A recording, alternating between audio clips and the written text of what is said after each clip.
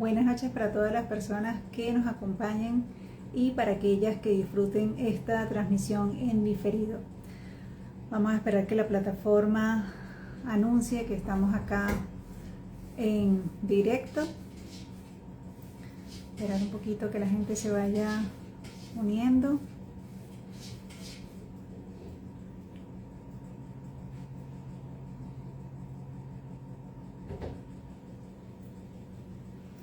Ya tenemos por acá a nuestra confitriona de la noche, la licenciada Nancy Oicata.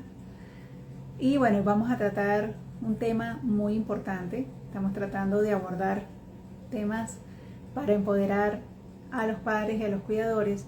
Y hoy queremos hablar un poquito de esa premisa que colocamos en el flyer, de que a través del diagnóstico, de ese diagnóstico que recibimos y de la mano de nuestros hijos, que son nuestros grandes maestros, esta experiencia de vida puede transformarnos y empoderarnos. Entonces, pues bien importante entender eso, porque cuando recibimos el diagnóstico de autismo o de cualquier otra condición que nuestros hijos hayan desarrollado, esto es un viaje muy profundo de desarrollo personal. Muy bien, y de eso es lo que queremos compartir un poquito en la noche de hoy, hablar desde nuestras propias experiencias, de cómo esto nos ha enriquecido, de cómo esto nos cambió la vida.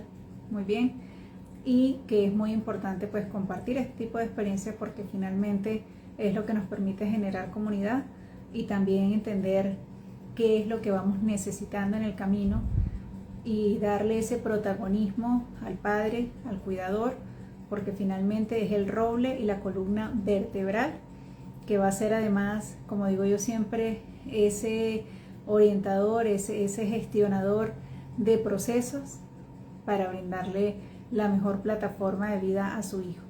Entonces, bueno, sin más preámbulo, le voy a dar el pase a Nancy para que comencemos el tema de la noche de hoy.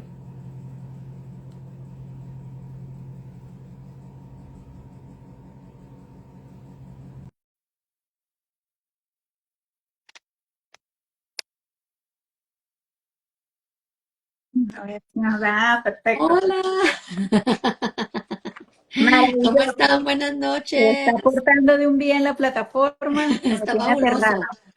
fabuloso, fabuloso, fabuloso. Está jugando a nuestro favor. Completamente, súper bien. ¿Cómo estás, Nancy?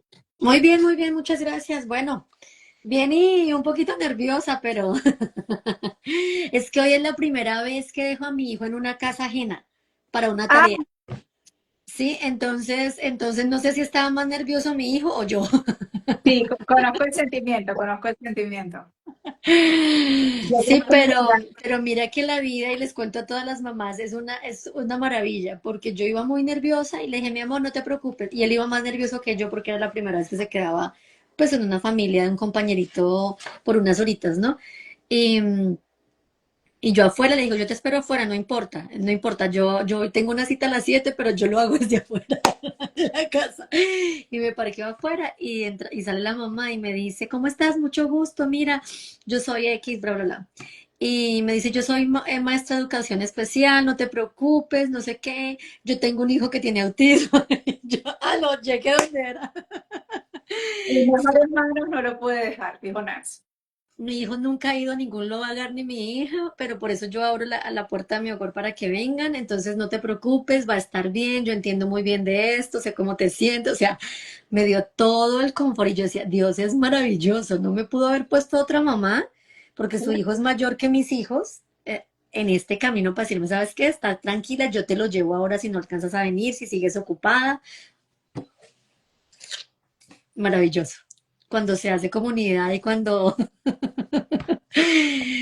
tienes esa apertura, es maravilloso todo lo que Y pasa. Así que exacto, cuando uno está dispuesto a arriesgarse, sí, también sucede eso, porque mientras, o sea, y bueno, es parte de la conversación de esta noche, ¿no?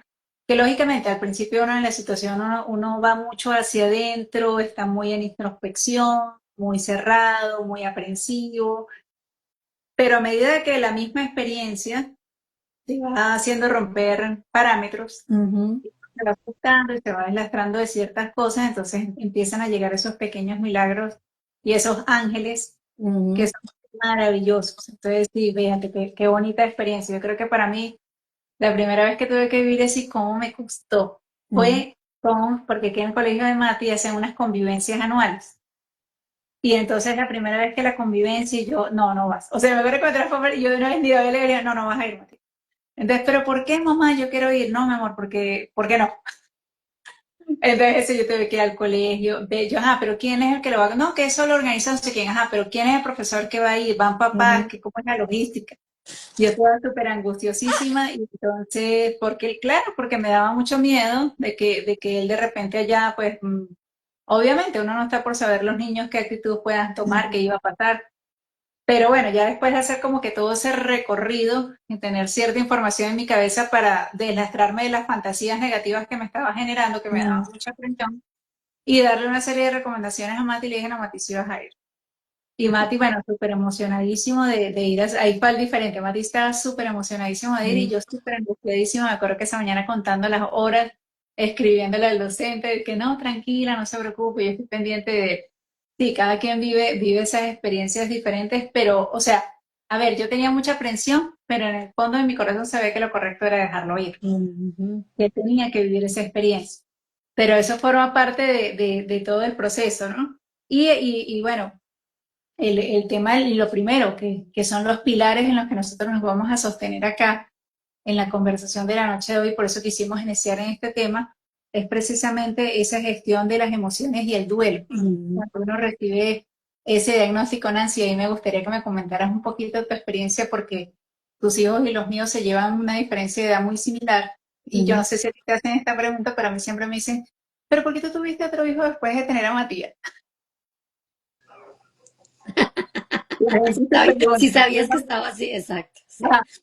Y entonces yo digo, no, o sea, porque ellos nacieron, Matías recibió su diagnóstico cuando tenía 3 años y siete Ujú. meses, y Gabriel tenía año y pico, o ya iba para los dos, o sí, él tenía como 3 y 9 meses, yo tenía como 2 añitos. Creo que también nos parecemos en esto, Ámbar, porque mis hijos se llevan solo 15 meses de diferencia, 15, 16 meses de diferencia. Entonces a Nico lo diagnosticaron cuando tenía como un añito y medio y a David cuando tenía dos. A los dos los diagnosticaron el mismo día, ¿sí? Con Nicolás, a ver, les cuento un poquito. Con Nicolás, nosotros desde que él nació, veíamos, empezando en el embarazo, yo tuve bastantes diferencias en los parámetros que los doctores esperaban para el crecimiento de Nicolás, desde más o menos los 6 meses. Me decían que él tenía el fémur muy pequeño, que parecía que no estaba creciendo. Incluso en las 2 últimas semanas de embarazo, él no ganó peso. Entonces, la doctora de aquí no lo vio como algo de emergencia, pero mi ginecólogo de Colombia sí me dijo, ¿sabes qué? Ese bebé está teniendo sufrimiento fetal, es mejor que hagas una inducción de parto. Entonces él envió todas como sus sugerencias y la doctora de aquí, aunque no estuvo muy de acuerdo, dijo, ok, vamos a hacerlo. En esa época yo vivía en New York, entonces fue allá donde nació Nico.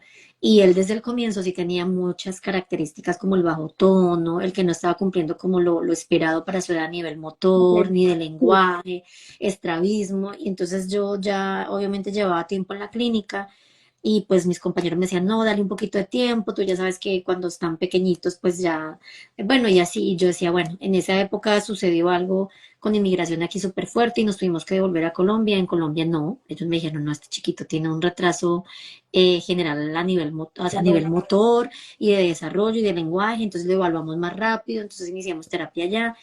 Y ya para cuando me regresé, ya David nació, como a los 2 mesecitos de regresar, y pues Nicolás ya siguió en terapia regular, porque aunque no teníamos claro qué estaba pasando con él, pues sabíamos que necesitaba ese soporte desde bien temprano por todas las características que estaba mostrando.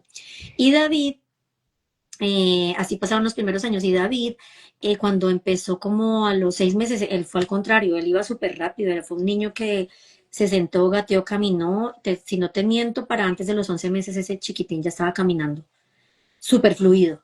Sí, y también hablaba y también, digo hablaba porque él duró un periodo, tuvo una regresión, ¿sí? Él tuvo una regresión en un periodo en su lenguaje. No en su habilidad motora, pero sí en su lenguaje. Entonces realmente eran dos niños completamente opuestos en cuanto a las características, ¿sí?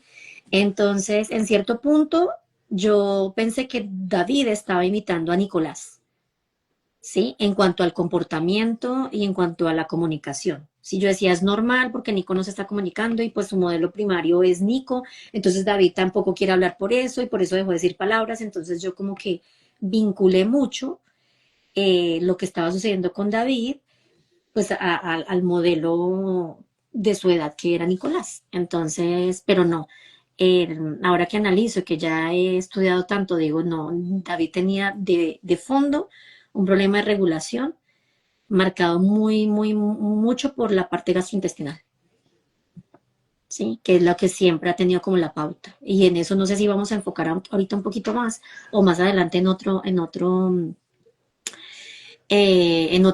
fecha, pero sí eran dos cosas completamente diferentes, o sea, dos cuadros completamente diferentes a nivel de características, ¿sí? Súper Claro. opuestos. Y aún así, duraron en observación por casi 2 años. Y digo observación porque no fue una evaluación orgánica, fue más observación por comportamiento, es una pediatra de desarrollo quien dio el diagnóstico, a los dos los diagnosticó el mismo día. Nicolás tenía cerca de los 3 añitos y medio y David los 2. Así fue mi historia. No sé la tuya. Y bueno, fíjate bueno, para mí había cosas ahí bien importantes. Primero, que yo no podía tener hijos. Entonces, Matías es el producto de un tratamiento de fertilidad. Mm, Ok, entonces, bueno, yo logro quedar embarazada, pues tuve un embarazo, Matías desarrollándose muy bien en esa gestación, pero mi salud fue en declive durante todo el embarazo. De hecho, yo perdí mm, 10 kilos en ese embarazo. El día que Matías va a nacer, el anestesiólogo, a mí se me había programado una cesárea, bueno, por todo el cuadro de salud que tenía mío, y estando ya en quirófano, la anestesiólogo me perforó la dura madre y yo tuve pérdida de líquido subaracnoideo. Entonces, con una aguja metida en la espalda, no te muevas que te vamos a sacar sangre de un brazo que hay que hacerte un parche hemático, decidieron darme anestesia general. Entonces, eso fue una carrera, llamar al neonatólogo que estuviera ahí, el ginecólogo así con el bisturí en la mano, ya, ya. Dios Bueno, mío. nada, sí. Yo obviamente me quedé muy afectada de salud las primeras semanas por ese episodio, que eso implicó al otro día volver a quirófano, un segundo parche hemático, 3 semanas de literalmente no poderme levantar de la cama porque yo me levantaba y la migraña y la fotofobia y bueno, eso era una Todo. experiencia terrible. Bueno, fue una experiencia muy dura. Y Gabriel fue el típico cuento de no puedo quedar embarazada y quedé embarazada. Muy bien. Me enteré de un accidente de tránsito que tuve, me trasladaron a un centro de salud y llega muy serio el médico y me dice, señora, ¿cuántas semanas de embarazo tiene? Yo no estoy embarazada. Aquí el examen dice positivo. Entonces le comento, no, no, es que mire, yo tal, me dice, señora, aquí el examen dice positivo. ¿Qué hacemos? Le Dios hacemos mío. transvaginal. Entonces yo le dije, no, déjeme que llegue a mi ciudad y yo voy con mi ginecólogo. Y sí, efectivamente, ahí estaba el Gabriel. Entonces comienza a transcurrir la vida y ellos muy distintos en su manera de funcionar. Mati, yo siempre he dicho que fue el bebé perfecto para una mamá primeriza. Era un bebé Ujú. demasiado tranquilo, diferencia de Gabriel, que yo tenía 6 meses embarazada y eso yo decía siempre en broma que parecía que tenía un alien que se me iba a salir porque es que Era ese igual. niño en 6 meses dijo lo que iba a hacer. La hiperactividad impresionante, pero impresionante. Y cuando nacieron, o sea, yo recuerdo que con Mati era perfecto, él a las 9 de Mm. la noche le daba un tetero, a las 12 repicaba, tú le dabas otro tetero y ese bebé dormía maravillosamente hasta las 6 de la mañana. Gabriel, yo pegaba un tetero con el otro y no lograba. Entonces, Wow. empiezan a pasar los años, yo comienzo, como tú dices, ¿no? A notar esos ítems que uno se da cuenta de que el desarrollo es atípico. Mati con unas explosiones, unas reacciones que a mí me parecían demasiado desproporcionadas a las cosas que sucedían. Comenzó a hacer una reacción alérgica bien fuerte a la leche. Él Ujú. tuvo todo el tema de la selectividad alimentaria, de pasar de comer todo a dejar de comer todo, solamente tomar leche y la leche vomitarla. Y ahí entonces yo voy con un inmunólogo pediatra directamente porque yo decía, no, ya esto es un tema más profundidad. Ujú. Estaban pasando otras situaciones en mi vida, me estaba separando, estaba pasando por mi duelo, la muerte trágica de mi hermano, todo ese cuento, ya yo había tocado hasta varias veces el tema con el papá, y el papá decía que no, que era que yo era loca y que por culpa de la separación era que estaba pasando todo esto, que los niños estaban bien. Y entonces, como nadie es profeta en su tierra, le digo yo al doctor, doctor, es que yo noto que Mati no hace contacto visual, se Ujú. babea, no sé qué, bla, bla, bla. Y entonces, bueno, el doctor rápidamente hace una evaluación muy simple y me dice, Ámbar, me pega aquel regaño, ¿no? ¿Cómo es posible que tú siendo psicólogo, tú no te des cuenta que este muchacho tiene todos los indicadores para un autismo clásico, qué tal, que no sé qué? Y yo, ay, sí, doctor. Pero yo lo que estaba buscando es que esta fuera la herramienta para que él escuchara. Y así aceptó que fuéramos con un especialista en neurodesarrollo. Primero se le hace la evaluación a Matías. Sí, efectivamente estaba dentro del espectro. Y 2 meses después se hace la de Gabriel. Gabriel arroja un autismo más profundo, déficit de atención con hiperactividad, sale referido a Ujú. neuropediatría. Y bueno, después de una serie de estudios, entonces también determinaron que tenía una condición neurológica. Entonces, yo particularmente, cuando me pasó lo de Mati, yo me sentí aliviada. Yo no sé cómo te sentiste tú el día de los diagnósticos, pero yo sí me sentí aliviada porque yo decía, ok, ahora yo sé qué tiene. O Ujú. sea, ya esto yo le puedo dar un nombre. O sea, Ujú. ya ahora yo sí puedo entrar como en el plan de acción de ver qué voy a hacer. Ujú. Obviamente Gabriel, o sea, tenía una serie también de comportamientos que yo decía, algo está pasando con Gabriel, no sabemos todavía qué es. Me tomó un poco por sorpresa el tema del autismo, porque realmente con Gabriel yo pensaba que estaba sordo. Porque en ese embarazo, que también me pasaron mil cosas, Ujú. yo tuve que consumir muchos antibióticos. Y también tuvo su anécdota del día del nacimiento, para contársela, que la anestesia solamente me agarró la mitad del cuerpo. Ay, Dios mío, toda una Entonces, historia. también tuvo que ser una cesárea y entonces a mí me tuvieron que sedar. No me pusieron anestesia general, pero sí me sedaron porque yo daba gritos en el quirófano cada vez que pasaban el bisturí para abrir las capas.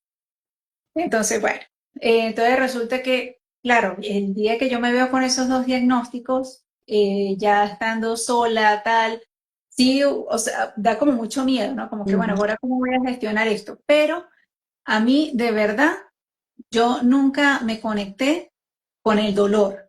O Ujú. sea, esta no fue la emoción primaria para mí. O sea, para mí en los dos casos sí fue como un alivio. Fue como un, ok, ya le puedo dar orden a la vida, ahora hay que empezar a estudiar sobre esto, cómo nos vamos a organizar, qué es lo que vamos a hacer. Entonces, esa parte es fundamental, que la gente se dé el permiso, porque no, o sea, esto que estoy contando yo no me hace a mí más efectiva ni valiosa con respecto a mis hijos. No, simplemente, bueno, eso va inscrito dentro de mi personalidad porque yo funciono así. Ujú.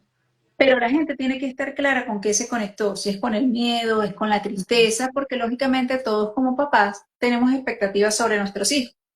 Si Mati yo le invertí una cantidad de dinero, de tiempo, una serie de recursos para tenerlo, obviamente yo esperaba que Mati mínimo la cura para el cáncer. Este muchacho lo hicieron en un laboratorio, o sea, con el mejor material genético. Entonces hizo una serie de procedimientos para que naciera. Ujú. ¿Cómo es posible que? ¿Ya? O sea, porque eso sí, para mí fue así como que ya Claro. va, pero, o sea, ¿cómo? O sea, esto no puede ser posible. Sí, es Entonces, el cambio de expectativa, ¿no? Porque tú haces todo un historial de cuando vas a tener hijos. Yo recuerdo que, bueno, mi hija tiene una separación con mis dos hijos de 11 años. Sí, después de 11 años nosotros decidimos tener a Nicolás y luego pues David fue inmediato. Entonces, y es muy lo que tú dices, es desde donde yo veo esta historia y este diagnóstico. Sí, porque yo, por ejemplo, sí soñaba con tener un hijo varón y yo desde pequeña decía, yo quiero tener y saber qué es tener y criar un hijo varón, porque como en mi casa fuimos solo mujeres, pues yo quería tener esa oportunidad de criar a un varón.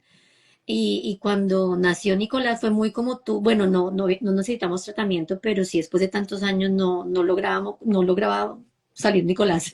Y entonces era como todo ese cuidado y toda la preparación de esperarlo y demás. Y es como tú lo dices, con Nicolás, cuando tú ya tienes experiencia en el área clínica, tú sabes que algo está pasando, ¿sí? Entonces yo con Nicolás tenía claro que algo estaba pasando.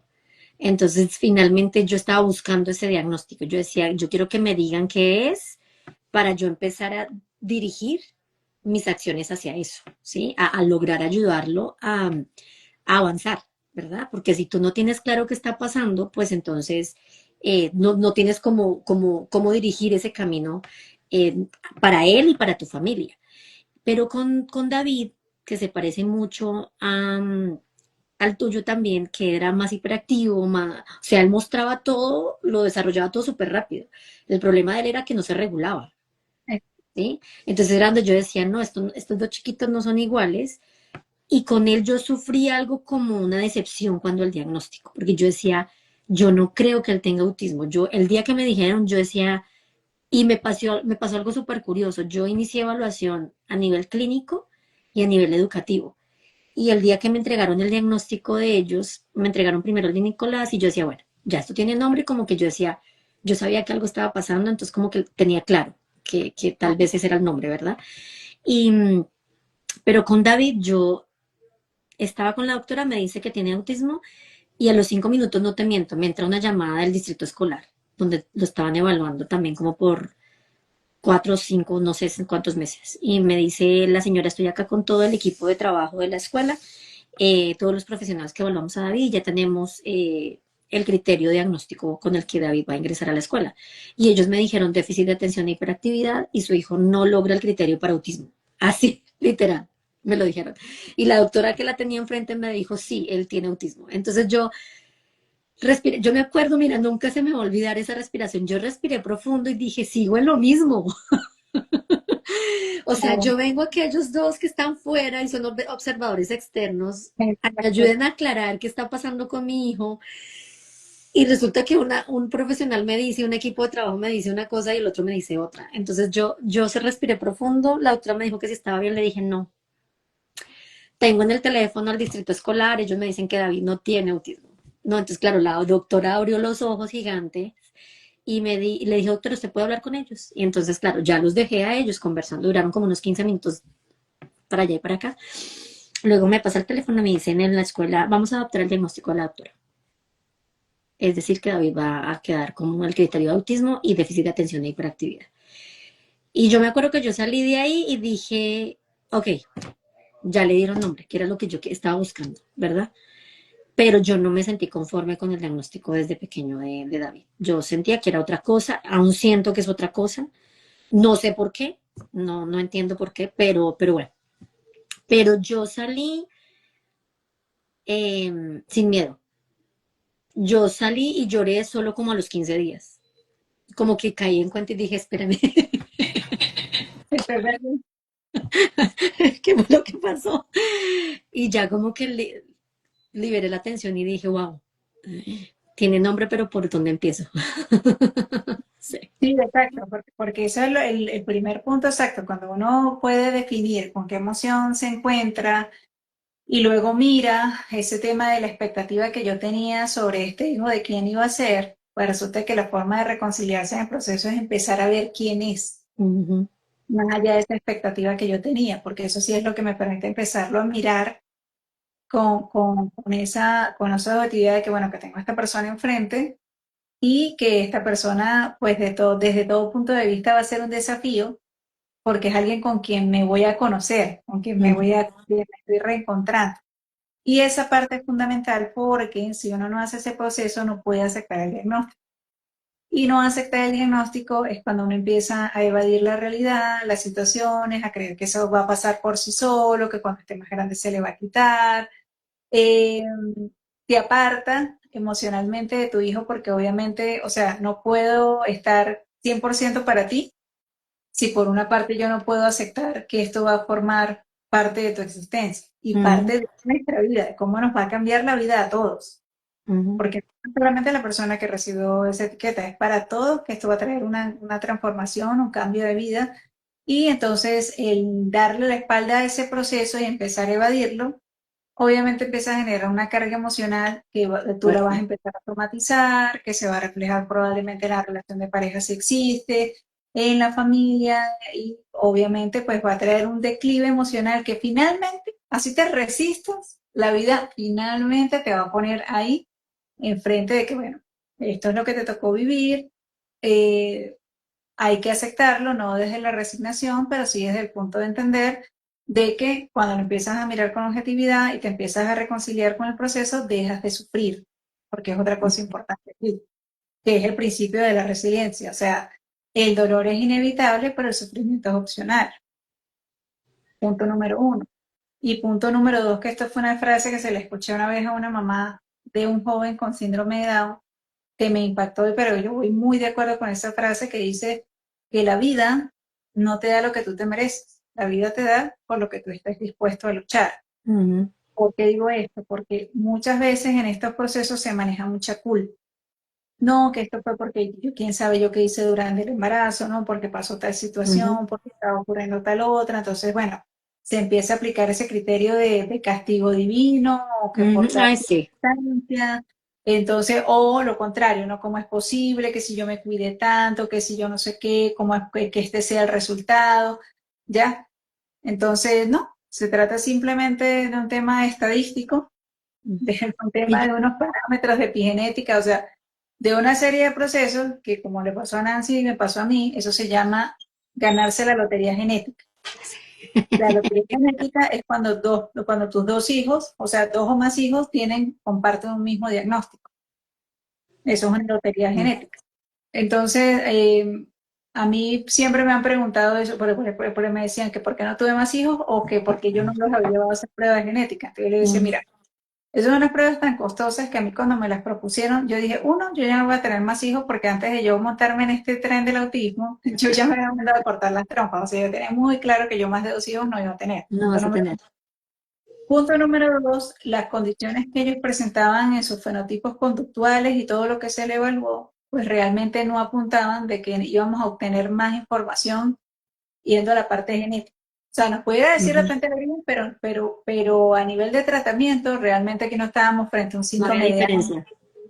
de un trastorno, sí, exacto.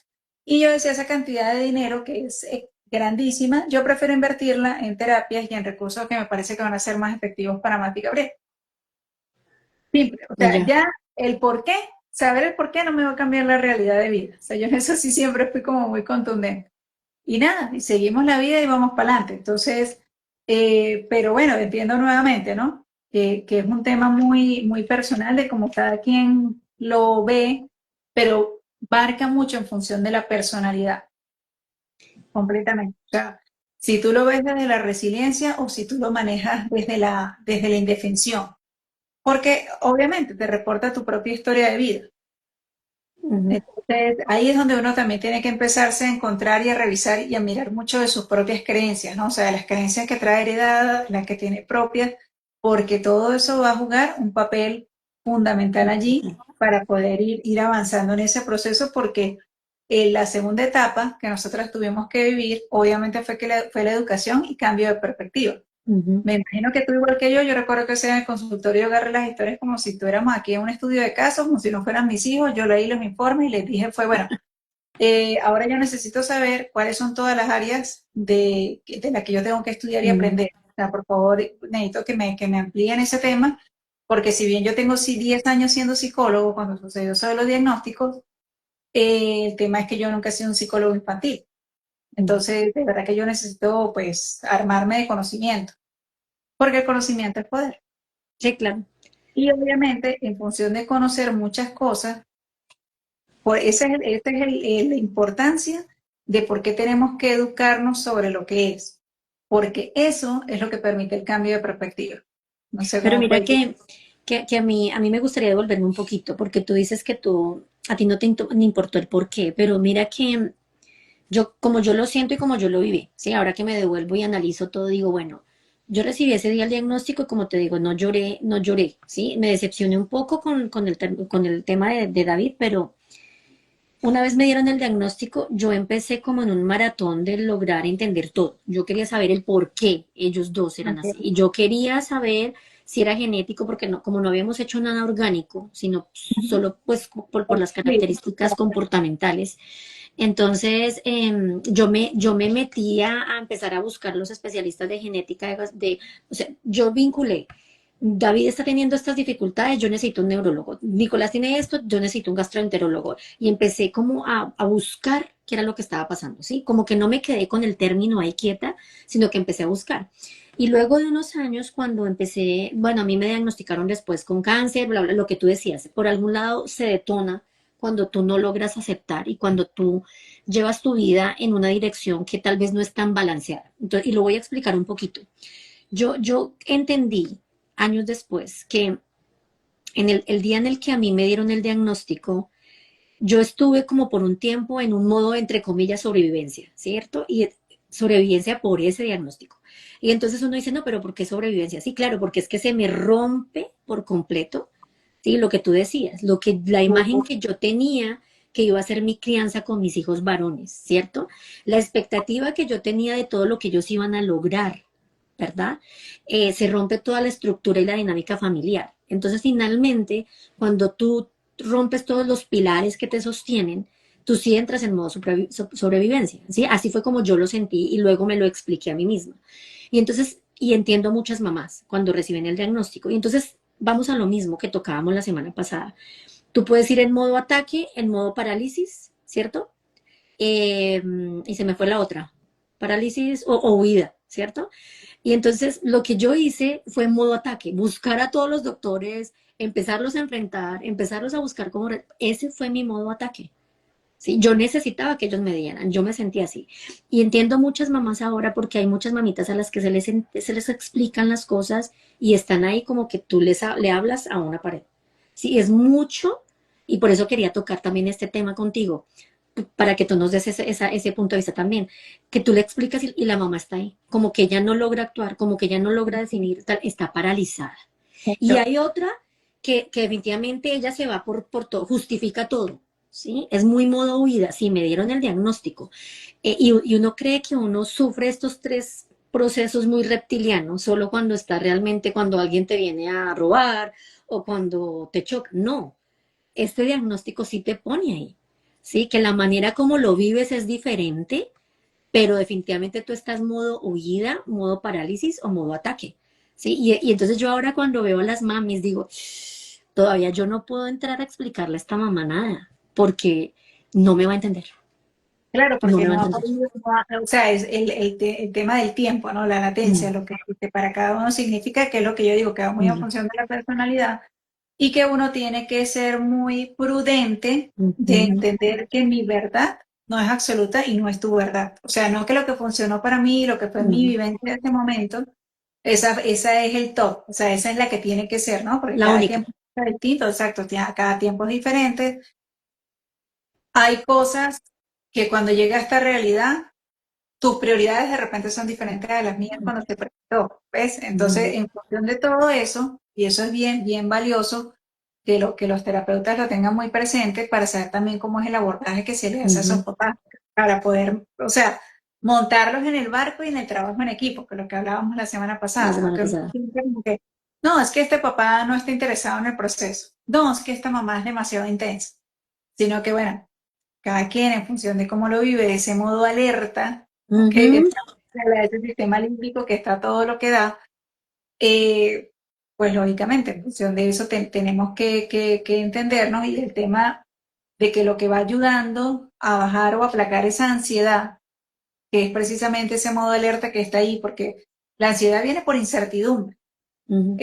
Es por la certeza de no saber, ¿Qué va a por pasar? el conocimiento, por todas esas fantasías que nos vamos a generar de qué es lo que puede suceder, hasta dónde va a llegar, toda la cantidad de información que, bueno, te va segregando cada uno de los especialistas, gente que conoces en el área, otras mamás. Entonces, claro, esa saturación te deja también como en un limbo, ¿no? O sea, es como un torbellino que tú tienes ahí Opuesto. alrededor y que solamente cuando tú poco a poco vas discerniendo el conocimiento, y eso de hecho fue un poco lo que yo, de la forma de por qué yo planteé mi libro de esa forma, fue eso, ¿no? Hablar primero como un poco de lo que fue mi propia experiencia, luego dar un marco clínico teórico de las cosas que yo consideraba que eran como las claves muy importantes a nivel biológico, neurológico, inmunológico, a nivel del desarrollo, de los ítems, o sea, de todo lo que yo consideraba que era como el pilar básico que todo papá tenía que conocer. Ujú, Y luego, pues entonces dar esa parte más vivencial de, bueno, de esas preguntas y respuestas de lo que es la cotidianidad. Pero de dónde surgió todo eso? Surgió fue precisamente de necesidades. O sea, que yo me encontraba con trabas, me encontraba con paredes, me claro. encontraba en situaciones que yo decía, ya va, pero es que aquí esto cómo es. Entonces me daba cuenta que mientras más me procuraba en aprender del área sensorial, de la forma de la comunicación. Entonces empecé a dejar de ver problemas o actitudes retadoras de parte de ellos como intentos de comunicación. Claro. Eso por completo la perspectiva. Eso fue un punto muy clave para poder realmente yo interactuar con ellos, entender la gran diferencia que había entre comunicarse y verbalizar, porque Ujú, Matías ujú. estaba cerca de los 6 años. Y yo decía, no, ok, ajá, sí, hablar es muy bonito, pero comunicarse es más importante. Diferente, es diferente. Y Matías y Gabriel tienen que aprender, o sea, tenemos que buscar algún dialecto, algo que nos permita. Regálame un segundo, que es que aparte de ser estoy en modo mamá y estoy muy preocupada por una olla que está montada. Dale. Y ese tema que toca Ámbar es súper importante. Ahora que toca la comunicación y generalmente los papás llegan muy inquietos por saber en qué momento va a hablar. Y a veces nos perdemos tantas cosas maravillosas que los niños están comunicando, Ámbar, que yo les enseño a los papás algo que es validar. Yo valido la forma en la que mi hijo me quiere comunicar y conecta conmigo. En la medida en que yo valido que eso que él está haciendo es que me está pidiendo más, así no sea con la palabra más, pero yo valido el esfuerzo que está haciendo ese niño, ¿sí? Yo valido que es con una mirada de ojo, yo valido que es con un acercamiento al lugar donde está el objeto. En la medida en que yo valido, ese niño se va a sentir entendido, ¿sí? Pero cuando yo solo pongo la comunicación en términos de hablar, ¿sí? Yo me De estoy verdad. perdiendo un montón. Y yo se los digo como mamá de un niño que no utiliza las palabras para comunicarse, pero que es fascinante como ese niño con los ojos, con los gestos, con su lenguaje corporal, comunica todo. Y yo creo que en algún momento, si alguna mamá lo ve acá y lo ha conocido, porque a veces dice, sí, yo conozco a tu hijo, es increíble y es fabuloso, fabuloso de verdad poder validar eso. Y cuando él quiere que nosotros giremos para un lado, él toca el hombro del papá y le hace la manito para allá. Y nosotros ya sabemos para cuándo él va. Él se sabe, por ejemplo, cosas que uno cree que no sabe, que donde una amiga mía que tiene una piscina maravillosa y queda como a 1 hora de acá, y él sabe el camino, y cuando llega empieza a aplaudir de felicidad y de emoción porque él ya sabe para dónde va, ¿sí? Y entonces cuando tú aprendes a leer, ¿sí? Esa emocionalidad, esa forma como él comunica, esa forma como él expresa sus emociones, es maravilloso, Ámbar. O sea, tú estás de verdad brindándole a ese niño o a esa persona el lugar que corresponde, como Y es. para que sepan, es interacción social, es trabajar, es Maravilloso. un diagnóstico, de eso se trata, no se trata de más. Entonces, eso es lo que permite que uno vaya generando vínculos. El vínculo, que Cuando, es tan cuando, importante. cuando rompe ese parámetro, entonces cuando va aprendiendo y va entendiendo, es que cuando él se pone de esta manera, cuando actúa de tal otra, cuando hace este tipo de gestos, cuando de Ujú, repente inclusive puede tenderse a poner un poco agresivo, o sea, son intentos de comunicación ujú. que si los vamos modelando y los vamos manejando, va a ser una herramienta muy efectiva. Otra cosa bien importante es desaprender prejuicios. Y aquí voy con esto, o sea, cuestionar el concepto que tenemos del éxito. Punto número uno. Eso es muy importante, o sea, porque si no viene un cuestionamiento de qué es lo verdaderamente importante para mí, en qué mido el éxito, también se hace muy difícil la Ujú, tarea, porque aquí los logros se miden milimétricamente. ujú, Entonces, aquí es un tema más de disciplina, donde yo trabajo, estoy ejecutando, estoy haciendo mis cosas y el día que menos me lo espero, pues llegan grandes sorpresas, ¿no? Pero también la gran importancia de cuestionar eso es también poder aprender a valorar el las proceso. estrategias que mi hijo tiene y sus tiempos de Ujú, ejecución. ujú, Porque si no, entonces siempre vamos a entrar en la diatriba donde entonces yo por apuro termino haciéndole todo, ujú, es que él no aprende a hacer las cosas, es que, o sea, el creer que mi manera de funcionar, la manera en la que a mí me criaron, es la única manera que debe de ser, que es la que yo tengo que transmitir, yo por lo menos me llevé muchas trastadas con eso. O sea, Matías fue una excelente maestra en enseñarme que no era mi ritmo, era el ritmo de él. Nancy y yo compartimos la misma nacionalidad, Nancy, pero tú eres bogotana, ¿verdad? Tú eres Rola. Bogotá, Ok, bueno. Rola. Mis papás son santanderianos. Yo soy nacida en Venezuela, pero mis papás son santanderianos. Y mis papás son de una cultura donde aquí hay mucho respeto por la figura de autoridad, pero esas figuras de autoridad son muy rígidas y muy dictatoriales. Entonces, así como que a ti te piden algo y si tú no te mueves, ya te está viniendo el chancletazo o la correa, lo que sea, ¿no? Entonces, claro, yo fui criada bajo ese método. Mi mami santandereana, te Bueno, entiendo, te entiendo. de que diga, brinque y uno salte. Si no, de allá le va. Entonces, lógico, cuando uno es criado de esa manera, obviamente yo tenía la misma expectativa con Mati y Gabriel, ¿no? De que yo pedía algo o hay que hacer algo y Mm, no, no, Mati se mostraba, pero se ponía como un tigre. Entonces, y la cosa salía muy mal. O sea, cuando yo quería presionarla, cuando yo quería forzarla, cuando yo decía, no, pero es que él tiene que aprender, pero es que eso se convertía en una crisis enorme, que perdíamos por completo el norte. Yo terminaba completamente eh, desorientada en el proceso, desorientada. sintiéndome súper culpable porque yo decía, o sea, era para que enseñarle algo y Matías terminó en una crisis y el detonante fui yo. O sea, Sí, mirándolo con toda la objetividad del caso, el detonante fui yo. Así tu tuviera nivel de mis exigencia y de intenciones, expectativa. fui yo.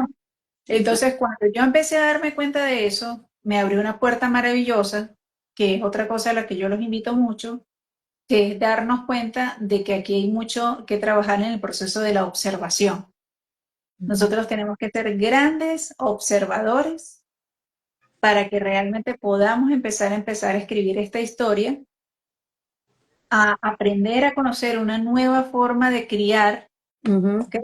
Ojo, y con esto no estoy hablando de parámetros de crianza, o sea, estoy hablando es de entender de que tenemos que desarrollar estrategias y métodos que van basados en lo que estamos observando de cómo un hijo percibe el mundo, de cómo percibe la vida, cuáles son sus tiempos.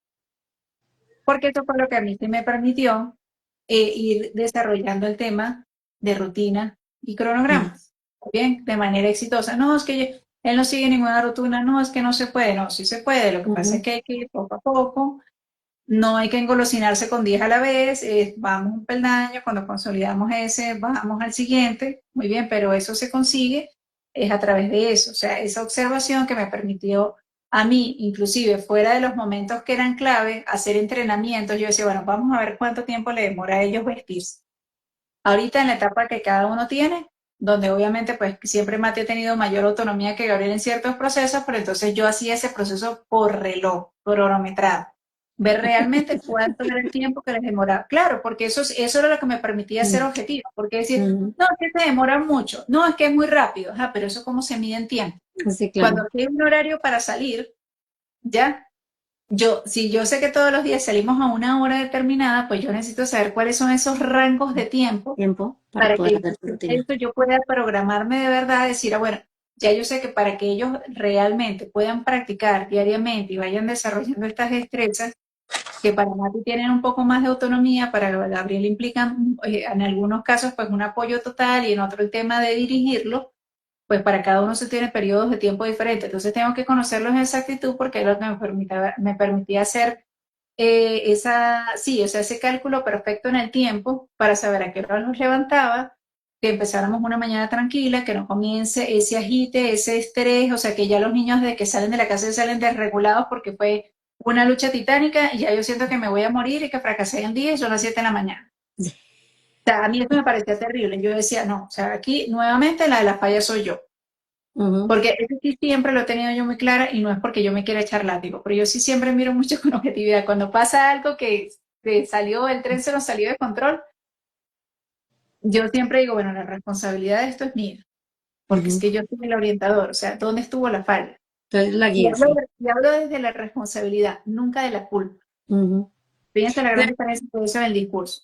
¿Qué era lo que tú hablabas al Responsabilidad. comienzo? Es desde dónde está, es desde dónde nos posicionamos nosotros para llevar esta maternidad, ¿sí? Entonces nos posicionamos desde la culpa, nos posicionamos desde la sobreexigencia, desde el cansancio, ¿sí? Entonces, en la medida en que nosotros logramos unir todo lo que tú mencionas, de yo me siento, primero observo a mi hijo y aprendo a conocerlo, ¿sí? Y para aprender a conocerlo necesito lo que mencionábamos la semana pasada, sentarme sin juicio, sin expectativa, sin nada de mi historial, porque es que mi historial cuenta mucho en cómo me criaron a mí, qué traumas tengo yo, qué heridas tengo yo. Todo eso viene a tomar un valor importante que me va a detonar a mí como papá cuando yo estoy criando a mis hijos. ¿Sí? Entonces es muy probable que si alguna de las características que ellos mencionan tienen que ver con mi infancia, me detone a mí. Entonces yo cuando estoy en esa postura, mi crianza va a ser diferente, ¿sí? A que si estoy pues muy libre de toda lo que tú dices, plantarte en una objetividad completa y absoluta. Entonces no es lo mismo trabajar con una mamá que está desde la culpa y de que yo tengo que ser la mejor o desde la sobreexigencia. Y es que a mí desde pequeña me dijeron que es que si el niño está mal es porque la mamá no lo cuidó y porque es labor de la mamá estar. Entonces nos venimos con todo ese bulto cargado, ese maletonón cargado.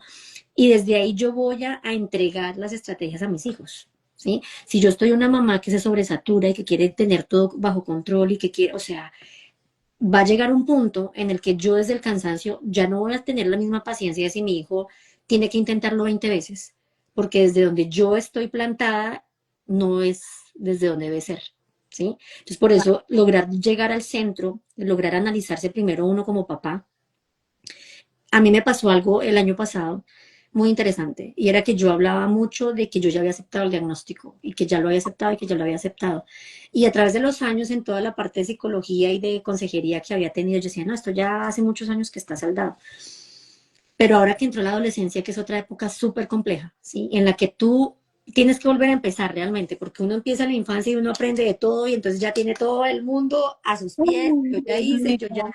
y llegas a la adolescencia y dices, no, espérate, porque es que O sea, yo aquí no no es sé lo mismo. absolutamente nada. ¿Qué pasó? Sí, y entonces, cuando llega una psicóloga y me dice, no, tú no has aceptado el diagnóstico, entonces, ¿estás loca? O sea, llevo 10 años de diagnóstico, ¿cómo es que me dices que no lo he aceptado? No, es que la aceptación que tú tienes, la tienes, está muy relacionada en cómo están ellos. Si ellos están bien, tú aceptas el diagnóstico. Pero cuando ellos tienen algo que tú realmente no logras, porque tú estás plantada en que no, ya estamos en el ritmo, bla, bla, bla, yo ya manejé la alimentación, movimiento, naturaleza, todo, ¿cierto? Y ahí cambia esa aceptación realmente. Aquí vuelves a sentarte tú en una postura de, porque a mí, si yo ya tenía esto controlado, ¿qué fue lo que pasó? Sí, entonces tienes que como que replantear otra vez, o sí los acepto o no los acepto, claro, y me hizo sentarme a analizar qué es lo Claro, que me está y moviendo a también, mí y hoy. también siento que esto es muy humano, o sea, que uno también Claro. tiene que darse el permiso, porque si no, o sea, quiere decir que yo sigo funcionando desde el tema del perfeccionismo y desde la soberbia, porque esto es un tema donde o sea, el diagnóstico, si hay una cosa que te va a enseñar es humildad. Sí. Porque lo que tú estás diciendo es muy cierto, ¿no? Porque si a mí, yo siento que alguien me desenmascara de esa manera, por decirlo de alguna forma, que fue lo que hizo esta persona No, contigo, o sea, claro. lo que te quiso señalar, y yo me siento como que, ay, no, entonces caí casi en el síndrome del impostor, ¿no? O sea, de que, no, o sea, eso es válido, Ujú, que yo sintiera en algún momento que ya tenía el toro agarrado por los cuernos, ujú. Y y ya no. que aquí, pues ya íbamos en un punto donde, pues todo era dicha y felicidad. Entonces, válido, está bien, porque yo trabajé mucho para llegar ahí. Ujú, ¿Ok? Claro, nuevamente, el punto es para qué lo trabajas y de dónde lo trabajas y qué es lo que tú ujú, estás buscando con él. Porque yo recuerdo que cuando a mí me llegó esa etapa, primero con Mati y luego con Gabriel, entonces sí, o sea, yo empecé a notar cosas donde yo decía, empecé a reencontrarme con fantasmas, o sea, con situaciones que había muchos años que no sucedían, sobre todo ujú. con Gabriel, que creo que fue donde fue más fuerte, porque sí tuvo un impacto orgánico bien severo. Fuerte. Así me pasó Entonces, con Nicolás. ya Como que al nos principio devolvimos. me dio como un pánico, me dio mucho miedo. Yo Igual, dije, igual. ya va, pero ¿y cómo así? O sea, ya va. Sí, o sea, eso a mí sí, Ujú, siento que fue como un empujón, me pegaron como un empujón porque yo dije, no, no, no hubiese querido yo, y fui muy sincera conmigo, es eso, yo no hubiese querido tener que repetir esto. Pero entonces, luego de esa primera impresión, muy bien, que yo me la permití a todo nivel, yo dije, pero un momento, a mí se me está olvidando el detallito de que, como tú dices, o sea, ya yo tengo más de 10 años en el cuento, no es la misma experiencia, o sea, no va a ser ujú. la misma vivencia. No. No fue igual cuando yo en ese momento de la vida, que tenía unas ciertas circunstancias personales y los niños estaban chiquitos, y etcétera, etcétera, yo no tenía ningún conocimiento ahorita. Entonces, de qué se trata? Bueno, creo que llegamos otra vez al punto de empezar a mirar necesidades. Ujú, No es ver puntos de evolución, que dónde íbamos y hacia dónde nos estábamos ujú, dirigiendo. Ya eso pasó a un segundo plano por completo. Y creo que es la tercera parte más importante de este proceso, el fortalecimiento de la paciencia. ujú, O sea, porque estar en estado de uno de serenidad, de paciencia, de paz, implica uno, por un lado, que te hace expectativas. La expectativa no puede vivir ahí, porque aunque la expectativa viene de esperar, está bien delimitada. Aquí era como que, ok, bueno, un momento, primero que nada, estoy volviéndome a reencontrar con una serie de procesos que habían salido de nuestra vida, regresaron nuevamente, regresan además repotenciados y evolucionados, Sí. porque ellos ya están más grandes. Entonces, sí, o sea, fue como que volver a conocer quién era Mati y Gabriel en estos momentos y cuáles Ujú. eran sus necesidades. Ese fue el punto que yo creo que fue ahí muy importante para hacer ese anclaje, ¿no? Como decir, ah, ok, bueno, entonces aquí pues ya nos vamos a plantear la vida bajo estos parámetros, hay estas necesidades, esto es lo único verdaderamente importante. Por ejemplo, Gabriel que tuvo un declive de salud bastante significativo y que perdió muchas habilidades en un momento. O sea, yo tenía, o para ponerme a hacer el duelo de que cómo es posible que todo lo trabajado, Dios mío, ahora vamos a estar en este punto, o simplemente, o sea, y de verdad, gracias a Dios, ahí es donde uno se da cuenta dónde va, porque a mí eso jamás me preocupó. O sea, mi Ujú. preocupación real era que Gabriel se sintiera bien, porque yo a Ujú. Gabriel lo veía mal. Entonces yo decía, o sea, a mí ya no me importa si él no vuelve a hablar, si no Ujú. vuelve a tener estas capacidades cognitivas que tenía. O sea, yo lo que quiero es ver a mi hijo que se sienta bien con él. O sea, no ver Ujú. no es que está ahorita que lo siento como perdido, que ni él mismo sabe dónde está. Eso sí era realmente mi Tu preocupación y punto. fue también con Mati para dónde me fui. Y para eso, obviamente, tenía que estar desde el punto de la paciencia, de no esperar absolutamente nada, de ser sumamente observadora, de ver para dónde iban esas necesidades en el día a día, el empezar a enseñarles, a mostrarles, bueno, tú te estás sintiendo así, por eso viene esta emoción. O sea, Claro. fue otra vez como un ABC desde cero, En la no solamente adolescencia. la adolescencia, no solamente para poderles explicar a ellos cómo me pueden expresar esas cosas, sino también yo para entender desde dónde, desde qué perspectiva íbamos a empezar a Ujú. funcionar. Claro. Muy bien. Y darme cuenta, y entonces fue donde, aunque yo lo había escuchado, ya lo había estudiado, de que sí, que esto pueda suceder, que el tema de las regresiones, pero no es el mismo llamar al diablo que verlo llegar. Entonces yo dije, bueno, ya que en mi casa, o sea, se planteó, ahora ya eso que yo ya había leído, ya eso que yo sabía teóricamente, apareció en mi casa. El tema es que esto no es una verdad universal. Esto es una verdad que toca nuevamente leerla, Analizar. desmenuzarla, analizarla y donde la vamos a adaptar, donde vamos a nuevamente un camino que ya yo recorrí, que ya yo sí lo conozco, que ya tengo la destreza de entender que hay que hacer adecuaciones. Ujú. Y De, sabes, hay otra cosa importante. Todo lo que mencionas o sea, ahí es de donde tenemos que empezar nosotros este camino cuando ya los chicos llegan a la adolescencia. No me imagino la adultez que nos va a tocar, pero bueno, estamos respetando el proceso y ya me imagino que ya ya de aquí a llegaremos acá allá. ya miraremos allá, ¿verdad? Pero Ujú. nosotros que llevamos en la adolescencia, lo que tú mencionas es súper valioso. ¿Por qué? Porque resulta que tú ves a esos dos seres que están, primero, obviamente más grandes, pero también que tienen criterios, necesidades, gustos, intereses diferentes. ¿Sí? Y entonces tú también empiezas una época diferente en tu vida, ¿sí?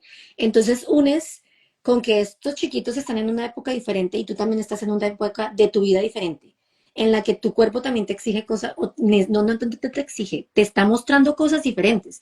Como Entonces adolescente yo pienso que es como un volcán Paula, en a ver, erupción, porque entonces se une todo lo que tú estás sintiendo y que no puedes dejar de lado, porque si no, entonces emocionalmente tampoco vas a estar bien para llevar esa maternidad en este periodo tan importante que es la adolescencia. Y se viene todo ellos, estos dos huracancitos, ¿verdad? Cada uno con sus intereses y como que todo se mueve. La dinámica familiar realmente en la adolescencia se mueve, ¿sí? Con el esposo, uno. Entonces, todos los intereses, prioridades, motivaciones, necesidades fisiológicas, o sea, todo cambia.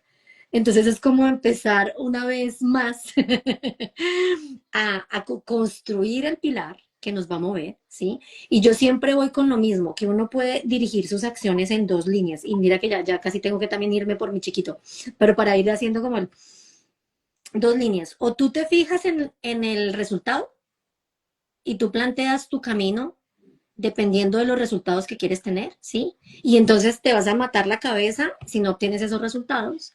O tú sencillamente te sientas y dices, ¿sabes qué? Aquí hay estas prioridades como tú las manifestaste, que fue lo mismo que pasó con Nicolás, y son dos familias totalmente diferentes, que hemos manejado muy, muy similar los casos, pero fue exactamente lo mismo que pasó con Nicolás. Yo empecé a verlo y dije, ¿qué es esto? ¿Por qué se me está brotando otra vez? Yo ya tenía todo lo de la comida controlado, o sea, regulación está listo, ¿qué es lo que le está pasando? Otra, y era brotado todo el cuerpo. Dije, aquí hay algo que no estamos haciendo bien. Ellos tienen una dieta muy controlada hace años. Dios mío, ¿y ahora qué estamos haciendo? Pues sí, entonces empiezas tú a jugarla otra vez. Entonces, si tú tienes claro cuál es tu prioridad, ¿sí? Que tu prioridad es el bienestar, Ujú. ¿sí? Y el balance en tu hogar, ¿sí? No que logre, qué sé yo, graduarse a los 17 años, ¿sí? O sea, no. Tú disfrutas ese proceso y tú encaminas todas las estrategias a disfrutarte ese proceso, ¿sí? Y una Si cosa, tuvimos que te repetirlo, lo repetimos. Cuando tú tienes claro, cuando tú aceptas que tú estás pasando por un momento en el que eres tantas vulnerable, veces sea igual que tantas tus veces sea hijos. necesario, tantas veces sea necesario, exacto, porque Mm, fíjate que paradójicamente, eh, nosotros hablamos mucho que, bueno, uno de los grandes desafíos para ellos es el tema de la rigidez mental, pero ujú. nosotros como papás no nos hacemos ese cuestionamiento de la rigidez mental tan terrible que tenemos, de que tenemos que trabajar flexibilidad cognitiva porque con Uf, ellos nosotros podemos tener trazada la agenda perfecta, todo es maravilloso, todo perfecto, y de repente todo se va a ir al carajo ujú, porque hubo una crisis, porque se presentó un cambio, porque ujú. ellos ahora su nivel de comprensión empiezan a cuestionar las cosas, Bien, todo. porque toca cambiar la ruta, entonces eso también es importante, ¿no? Sobre todo con temas de salud, porque ahorita yo estoy viviendo esa etapa con Gabriel, está presentando un cuadro muy fuerte con un tema de sus maxilares, un dolor terrible en el trigémino, Nos comentaste, tratado sí. unas crisis muy severas, de hecho ayer tuve un cuadro aquí bien, bien complejo en casa porque él puso una crisis muy fuerte, claro, me imagino que por el tema del no poder determinar bien el dolor, ya llega un punto en el umbral donde él estalla, y ayer sí tuvimos que pedir asistencia médica de emergencia aquí en la casa, sedarlo, o sea, el cuadro estuvo bien, bien delicado, ¿no?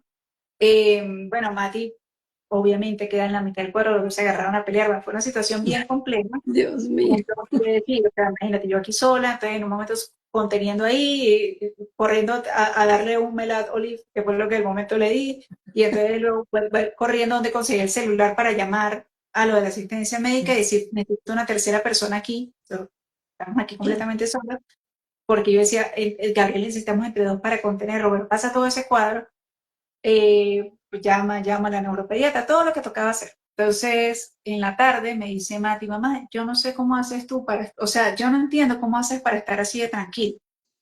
Entonces, no, esto no pasó en la tarde, pasó ya en la noche cuando ya estamos, Gabriel seguía durmiendo, pues obviamente por la sedación que se le Por la dio. sedación. Fíjate, yo, bueno, Mati, yo duermo aquí contigo, además, a ver, durmiendo en mi cuarto, tal, ahí acomodando la logística. Y digo, mira, eso pregunta. Le digo, es muy sencillo. Si tú te conectas con lo que pasó esta mañana, ¿cómo te sientes? No, mamá, me siento muy mal, me siento triste. Ok. Ah, porque Mati no quería ir hoy al colegio porque decía que le daba miedo que si se iba el hermanito me fuera a agredir, me fuera a pegar. Ujú. Yo le digo, ¿y qué pasa si tú te conectas con lo que te preocupa que va a pasar mañana? No, me da mucha angustia. Ok. O sea, por un lado te da tristeza y por otro lado te da angustia. Ujú. Y en este instante que estamos aquí, tú y yo, 8 de la noche, arreglándonos para acostarnos a dormir, ¿qué nos está pasando? ¿Cómo así? ¿Qué está pasando en ese instante? O sea, Ujú. más allá de esta conversación serena, tranquila, que estamos tú Ujú. y yo, uno, que Gabriel está ya dormido, que ya hicimos todo lo que teníamos que hacer por Gabriel, que mañana ya hay todo un plan diseñado para Gabriel. Ujú. O sea, que ya nosotros le dimos contención a la situación, manejo. Gabriel está bien, que es lo más importante. O sea, Gabriel está descansando, que es lo que necesita en estos momentos. A este punto que estamos tú y yo, ¿qué nos está pasando? Nada. Exacto. Ujú. Entonces, eso es clave en este proceso. O sea, no te Ujú. puedes dejar arrastrar ni por lo que te ha tocado vivir y entonces caer en ese juego mental que te desgasta, que te enferma, que te mina el alma, que te llena de tristeza, que te decepciona, que te pone negativo, que te pone contra las puertas. Tampoco te puedes ir para el Al futuro, otro que lado, te llena de pánico, de de incertidumbre, que te todo. hace creer inadecuado, que no vas a poder con la situación. Tienes que mantenerte en el aquí y el ahora. En la que Pero nada. ahorita, en este momento, con toda la actividad, no me está pasando nada, no me está pasando nada. Y lo que sucede lo puedo gestionar, porque yo gestiono en el presente. Claro. Entonces, es otra de las claves que sí, se escucha muy bonito, ¿no? Es un tema de trabajo, porque no llegar aquí no fue de la noche a la mañana. Pero el tema de la conciencia, o sea, de generar esa conciencia del aquí y del ahora, en cada momento, lo que estás viviendo, es que algo por este proceso. Es así. Entonces, bueno, Nancy, un millón de gracias. Que Igual, traigas me tengo que ir, me da pena terminarlo así, pero ya me está llamando no, la no mami hay ningún de problema. donde está mi hijo. No se preocupen, les dejamos la invitación para dentro de 15 días. Por Sí, favor, en esta publicación, quienes quieran que quieran proponer temas para nuestro sí. próximo encuentro, con muchísimo gusto vamos a tomar en cuenta sus sugerencias. Y pues, nuevamente, pues muchas gracias a las personas que nos acompañaron la noche de hoy y a aquellas que ven el material indiferido. Que descansen. Dios me los Listo. bendiga. Ámbar, mil gracias por la invitación y a todas las familias, de Gracias verdad a les ti mando por un acompañarme. abrazote gigante. Bye. Cállate, bye bye.